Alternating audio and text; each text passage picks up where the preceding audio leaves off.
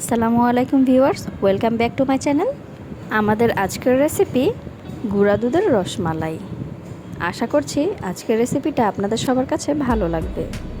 খুবই সহজে এবং কম সময়ে তৈরি করা যায় এই গুঁড়া দুধের রসমালাই। যাদের কাছে ছানা কেটে রসমালাই তৈরি করাটা খুব ভালো মনে হয় তাদের জন্য আজকের এই গুঁড়া দুধের রেসিপি। প্রথমেই আমাদের লাগছে 1 কাপ গুঁড়া দুধ, আর অবশ্যই ফুল ক্রিম গুঁড়া দুধ নেওয়ার চেষ্টা করবেন। এরপর দিয়ে দিচ্ছি হাফ চা চামচ বেকিং পাউডার। এখন দিয়ে দিচ্ছি 2 চা চামচ ঘি।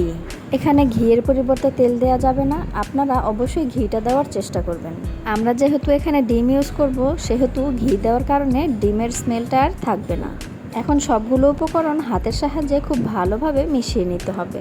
এখানে আমি একটি বড় সাইজের ডিম নিয়েছি, আর 1 কাপ দুধের জন্য একটা ডিমই পারফেক্ট। ডিমটাকে একটা কাঁটা চামচের সাহায্যে ফেটিয়ে নিলাম। আর এখানে অল্প অল্প করে ডিমের মিশ্রণ দেব, আর গুঁড়া দুধের সাথে এটাকে আস্তে আস্তে করে মেখে নেব। পুরোটা ডিম একসাথে দেওয়া যাবে না, এমনও হতে পারে পুরোটা ডিম দেওয়ার কারণে এই মিশ্রণটা নরম হয়ে যেতে পারে। এজন্য অল্প অল্প করে দিয়ে এটাকে মেখে নিতে হবে। আপনাদের কাছে এই মিশ্রণটি শক্ত মনে হলে আপনারা অল্প একটু পরিমাণে নর্মাল টেম্পারেচারে থাকা দুধ অথবা নর্মাল পানি ব্যবহার করতে পারবেন। আমার মিশ্রণটা হয়ে গেছে, এখন আমি মিষ্টিগুলোকে বানিয়ে নেব।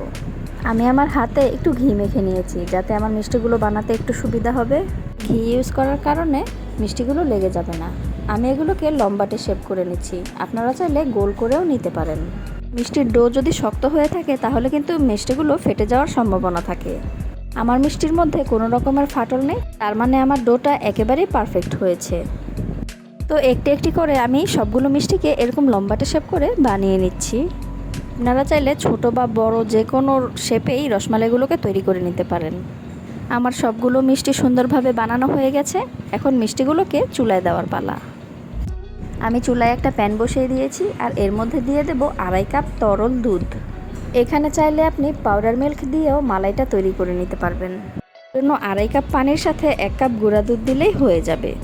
তারপর দিয়ে দিচ্ছি 1/3 কাপ চিনি। কেউ মিষ্টি বেশি খাইলে চিনির পরিমাণটা বাড়িয়ে দিতে পারবেন। আমার একটি ঢাকনাসহ প্যান লাগবে, এজন্য আমি প্যানটাকে চেঞ্জ করে নিয়েছি। দুধের সাথে চিনিটা একদম মিশে যাওয়া পর্যন্ত এবং বলক ওঠা পর্যন্ত ভালো করে অনবরত এটাকে নাড়াচাড়া করতে হবে। তো দেখতেই পাচ্ছেন দুধে বলক চলে এসেছে। এখন এর মধ্যে একে একে করে মিষ্টিগুলোকে ছেড়ে দেব। অল্প সময়ে মিষ্টিগুলো কিন্তু তৈরি হয়ে যায়, একদম 10 মিনিটের চেয়েও কম সময় লাগে। এখন একটি স্প্যাচুলা দিয়ে আলতো হাতে মিষ্টিগুলোকে খুব সাবধানে নেড়েচেড়ে দিতে হবে। এখন চুলার আঁচটা মিডিয়াম টু হাই রাখতে হবে। মিষ্টিগুলোকে নেড়েচেড়ে দেওয়ার পর এখন একটি ঢাকনা দিয়ে আমি এগুলোকে ঢেকে দেব জাস্ট 5 মিনিটের জন্য। 5 মিনিটের মধ্যে দেখব যে এগুলো ফুলে উঠতে শুরু করেছে। তো এ পর্যায়ে স্প্যাচুলা দিয়ে কোনো প্রকার নাড়াচাড়া করা যাবে না। প্যানের দুই পাশে ধরে আলতো হাতে এগুলোকে এভাবে ঘুরিয়ে ঘুরিয়ে নাড়িয়ে চাড়িয়ে দিতে হবে। আপনারা দেখতেই পাচ্ছেন আমি কিভাবে কাজটা করছি। 5 মিনিট হয়ে গেছে প্রায়। এখন 5 মিনিট পর আমি চুলার আঁচটাকে বন্ধ করে দেব। তো ভিউয়ার্স, দেখতেই পাচ্ছেন মিষ্টিগুলো কিন্তু ফুলে ডবল হয়ে গিয়েছে। এ পর্যায়েও কোনো স্প্যাচুলা ব্যবহার করা যাবে না, এভাবে প্যানের দুই পাশ ধরে আস্তে আস্তে করে ঘুরিয়ে নেড়েচেড়ে দিতে হবে। স্প্যাচুলা দিয়ে নাড়াচাড়া করলে মিষ্টিগুলো কিন্তু ভেঙে যেতে পারে, এজন্য এখানে স্প্যাচুলা ব্যবহার করা যাবে না। এখন আমি এই পর্যায়ে চামচের সাহায্যে কিছু পরিমাণ ক্রিম দিয়ে দিচ্ছি। এটা একান্তই অপশনাল, আপনাদের হাতের কাছে থাকলে আপনারা দিতে পারবেন, আর না থাকলে দেওয়ার দরকার নেই। আমার ঘরে ছিল, এজন্য আমি এটা ইউজ করেছি। আর ক্রিমটা দিলে মালাইয়ের ঘনত্বটা বেশ পারফেক্ট হয়। এখন আমি চুলাটার আঁচটাকে আরও একবার অন করে দেব, আর এ পর্যায়ে চুলার আঁচ কিন্তু মিডিয়াম টু হাই রাখতে হবে। এখন ঘড়ি ধরে 3 থেকে 4 মিনিট আমাদেরকে এটা জাল করতে হবে।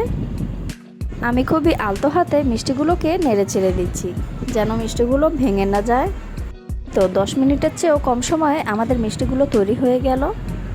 এখন এই রসমালাইগুলোকে আমরা সারা রাতের জন্য রেখে দেব।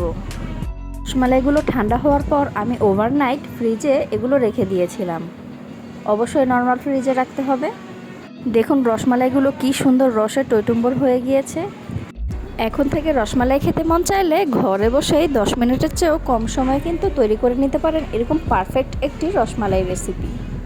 ভিউয়ার্স, আমার রেসিপিটি আপনাদের কাছে ভালো লাগলে অবশ্যই কমেন্ট বক্সে জানাবেন যে আমার রেসিপিটি আপনাদের কাছে কেমন লেগেছে। আর ভিডিওটি ভালো লাগলে অবশ্যই আমার চ্যানেলটিকে সাবস্ক্রাইব করবেন, আর লাইক কমেন্ট শেয়ার করতে ভুলবেন না। আজকের মতন এখানেই বিদায় নিচ্ছি। আল্লাহ হাফেজ।